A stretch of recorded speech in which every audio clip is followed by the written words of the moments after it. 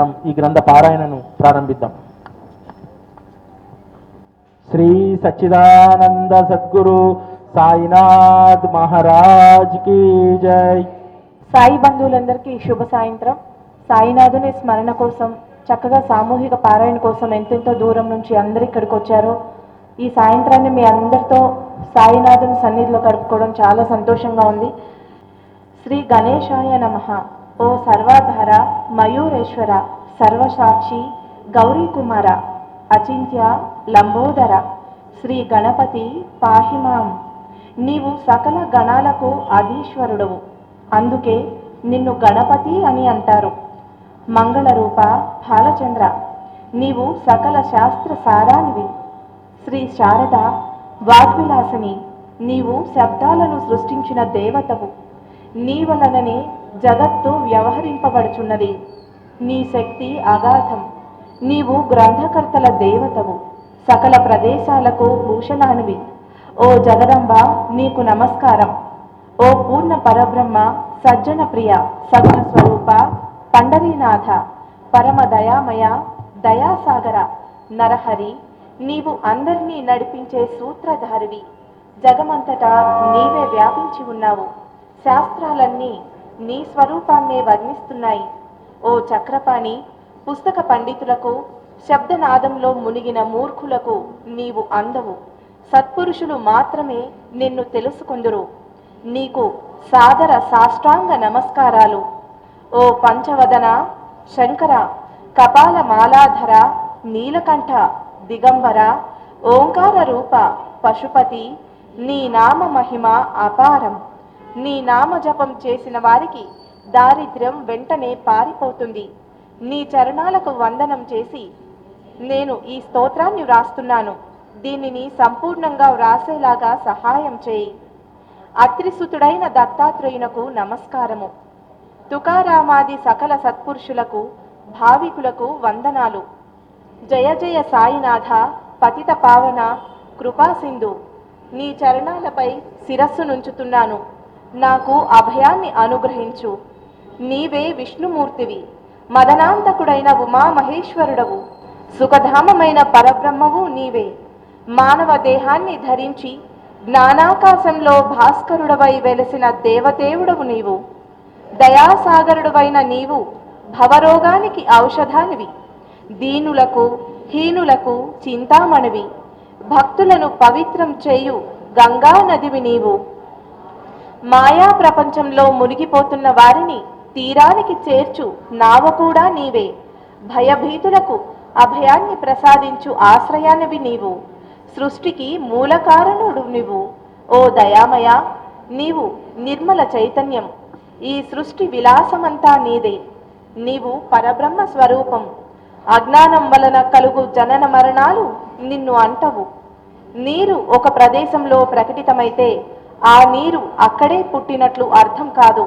ఆ నీరు ఆది నుండి అక్కడ సంపూర్ణంగా ఉండి లోపల నుండి పైకి ఉబికి వచ్చింది.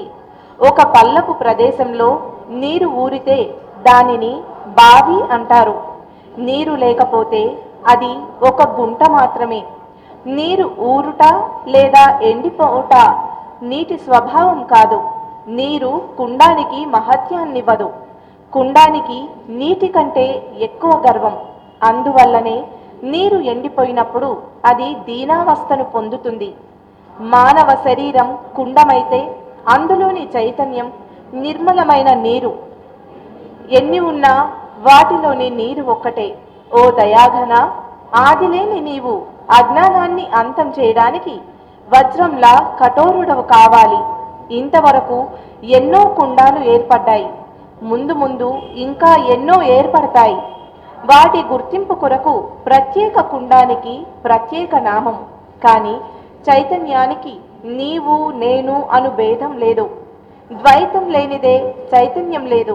కనుక జగమంతటా వ్యాపించిన చైతన్యాన్ని నీవు నేను అని వేరుగా చూడలేము. మేఘాలలోని నీరంతా ఒక్కటే. భూమిపైన పడగానే ఆ నీటికి అనేక నామాలు. గోదావరిలో పడిన నీటిని గోదావరి అని అంటారు. బావిలో పడిన నీటికి నదీ జలానికి ఉన్న గౌరవం లేదు. సత్పురుషులు గోదావరి నది సమానమైన వారు. మేము వాపి కూప తటాకముల వంటి వారము. మీరు పవిత్రులు. అందువలన మమ్ము కృతార్థులను చేసుకొనుటకు చేతులు జోడించుకొని మీ శరణు జొచ్చాము. నీరు ఎక్కడిదైనా ఒక్కటే, అయినా పాత్రతను బట్టి గోదావరిలోని నీరు పవిత్రం. మేఘగర్భంలోని నీరు కురిసినప్పుడు భూభాగం ఏ మార్పు చెందదు. అయినా శాస్త్రజ్ఞులు ఆ భూభాగాన్ని గోదావరి అని అన్నారు. ఇతర ప్రదేశాలలో కురిసిన నీరు ఆయా ఇతర భూమిని అనుసరించి ఉప్పగాను, చప్పగాను, మురికిగాను మారుతుంది. అట్లే గురువర్యుల వద్ద షడ్వికారాల కల్మషం ఉండదు. అటువంటి పవిత్ర మూర్తికే సత్పురుషుడని నామధేయం. ఆత్మవలే అన్ని జీవులలోనూ మీ యోగ్యత శ్రేష్టం. జగత్ సృష్టి మొదలు గోదావరి పుట్టి పుష్కలమైన నీరుతో పారుతోంది. పూర్తిగా ఇంతవరకు ఎండిపోలేదు. శ్రీరాముడు గోదావరి తీరానికి వచ్చినప్పుడు ఉన్న నీరు ఇప్పటి వరకు అక్కడే ఉండదు, సాగరంలో కలుస్తుంది. ఆ ప్రదేశం మాత్రం అక్కడ మిగిలింది. ఇంతవరకు ఆ స్థలానికి, ఆ నీటికి పవిత్రత నిలిచి ఉంది.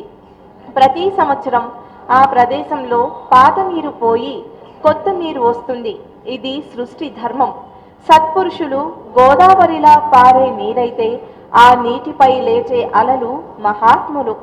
పవిత్ర గోదావరి వలె ప్రతి శకంలోనూ సనక సనందన, సనత్ కుమార, నారద తుంబుర, ధ్రువ ప్రహ్లాద, బలి, శబరి, హనుమాన్, అంగద, విదుర, గోప గోపిక మొదలగు వారు ప్రవాహంలాగా వచ్చారు. వారినందరినీ వర్ణించ నేను సమర్థురాలిని కాను. ఈ శకంలో గోమతి సమీపాన సాయినాథుని స్వరూపంలో మీరు వచ్చారు. మీ దివ్య చరణార విందములకు నా వందనాలు. మహాప్రభు, నా దుర్గుణాలను చూడవద్దు. నేను హీనురాలిని, దీనురాలిని, అజ్ఞానిని, పాపులలో శ్రేష్ఠురాలిని అయినా నన్ను ఉపేక్షించవద్దు. పరశువేది ఇనుములోని దోషాలను చూడదు. ఊరిలోని కాల్వలను గోదావరి బహిష్కరించదు. నా సకల మాలిన్యాలను మీ కృపా కటాక్షాలతో నివారించి వేయండి. ఇదే ఈ దాసురాలి వినతి. మీరు పరశువేది అయితే నేను లోహాన్ని. పరశువేది సాంగత్యంలో ఇనుము బంగారం కాకపోతే ఆ దోషం పరశువేదిదని అంటారు. అట్లే మీ సన్నిధిలో నాలోని పాపాలు పోకపోతే లోపం మీదంటారు. బాలురు ఎల్లప్పుడూ అల్లరి చేస్తున్నా తల్లికి కోపం రాదు. అట్లే కన్న తల్లిలా నన్ను కనికరించండి.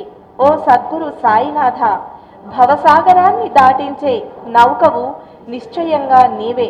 కామితార్థములు ఇచ్చు కల్పతరువు, కామధేనువు నీవు. జ్ఞానాకాశంలోని జ్ఞాన భాస్కరుడువు నీవు. సద్గుణాలకు నిధివి, స్వర్గానికి సోపానానివి నీవే. ఓ పరమ పావన పుణ్యమూర్తి, శాంతి నిలయ, చిత్స్వరూప, పరిపూర్ణ, భేదరహిత, జ్ఞాన సింధు, విజ్ఞానమూర్తి, క్షమా శాంతుల నిలయమా, నరోత్తమ, ఆనందధామ, భక్తజనాశ్రయ, నన్ను కాపాడు, అనుగ్రహించు.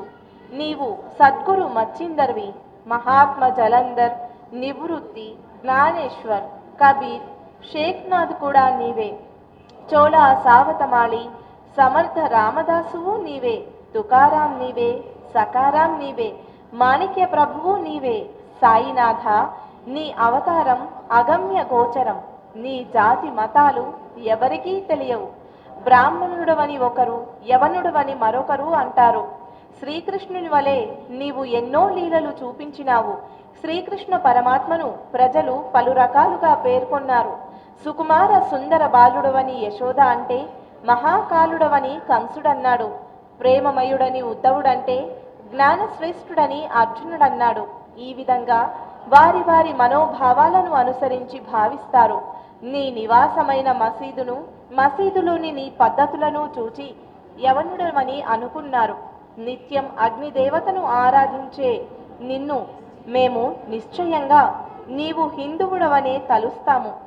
ఈ భేదాలు వ్యావహారికులకు, తార్కికులకు, జిజ్ఞాసులకు, భావికులకు ఇవేమీ కనిపించవు. జాతి మత భేదాలకు అతీతమైన పరబ్రహ్మ స్థితి నీది. అందరి గురువు ఆది కారణుడువు నీవు. హిందూ ముసల్మానుల భేదభావాలను ఐక్యం చేయాలని మసీదులో అగ్నిదేవతను ఆరాధించు ధుని ఏర్పాటు చేసి భక్తులకు నీ లీలా విలాసాన్ని చూపినావు. కులమతాలకు అతీతమైన సాక్షాత్ సద్వస్తువు నీవు. తర్క వితర్కాలు నీ ముందు నిలబడజాలవు. అటువంటప్పుడు నా మాటలు నీ ఎదుట ఉండగలవా? అయినా నిన్ను చూసి మౌనంగా ఉండలేను. నీ అనుగ్రహంతో నా శక్తానుసారం వ్యావహారిక శబ్దాలతో నిన్ను స్తుతిస్తాను. సత్పురుషులు దేవతల కంటే గొప్పవారు. కారణం వారిలో మాది మీది అను భేదభావం ఉండదు. రావణుడు హిరణ్యకశ్యపుడు దేవతలను ధిక్కరించుట వలన చంపబడ్డారు.